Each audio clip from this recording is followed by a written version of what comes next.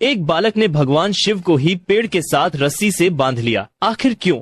दरअसल एक बार एक बालक अपनी गायों को जंगल में नदी के किनारे चराने के लिए ले जा रहा था। तभी उसने देखा कि एक महान संत अपनी आंखें और नाक बंद कर गहन योग साधना में लीन है। बालक थोड़ी देर तक संत को बड़े ध्यान से देखता रहा।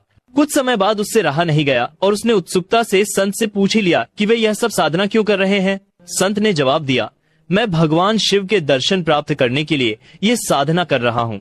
थोड़ी देर बाद संत वहाँ से चले गए। संत के जाने के बाद बालक ने भी उन्हीं योग्य क्रियाओं को दोहराना शुरू कर दिया। उसने संकल्प लिया कि आज वह भगवान के साक्षात दर्शन करके ही रहेगा। बालक ने अपनी आंखें बंद कर ली और नाक को जोर से दबा लिया। सांस रुकने से उसकी प्राण निकलने की स्थिति आ गई। उधर कैलाश पर्वत पर भगवान शिव का आसन डोलने लगा। शिव जी ने ध्यान लगाया और देखा कि एक बालक उनके दर्शन की लालसा में कठोर तपस्या कर रहा है। बालक के हठ और भक्ति से प्रसन्न होकर भगवान शिव तुरंत प्रकट हो गए। वे बोले, अरे ओ बालक, बस करो, अब तुम्हारी ये तपस्या, मैं स्वयं तुम्हें दर्शन देने आया हूँ। बालक ने आंखें बंद रखते हुए ही इशारे से पूछा, आप कौन है? भगवान शिव ने उत्तर दिया, मैं वही भगवान शिव हूँ जिनके दर्शन के लिए तुम इतनी कठोर साधना कर रहे हो। बालक ने आंखें खोली और तुरंत एक रस्सी लेकर आया। क्योंकि उसने भगवान को पहले कभी देखा नहीं था, इसलिए उसे विश्वास नहीं हुआ कि यह सच में भगवान शिव है। पहचान की पुष्टि करने के लिए उसने भगवान शिव को पास के एक पेड़ से रस्सी से बांध दिया और संत को बुलाने के लिए दौड़ पड़ा।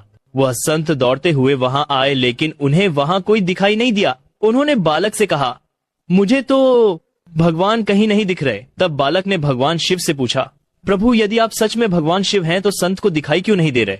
भगवान शिव मुस्कुराए और बोले, जो भक्त बिना किसी छल कपट के निष्कलंक और सच्चे मन से मुझे याद करता है, मैं उसे अवश्य दर्शन देता हूँ। तुमने बाल हट और निश्चल श्रद्धा से मेरी आराधना की, अपने प्राणों की भी परवाह नहीं की, इसीलिए मुझे कैलाश से मृत्यु लोक में आकर तुम्हें दर्शन देने पड़े।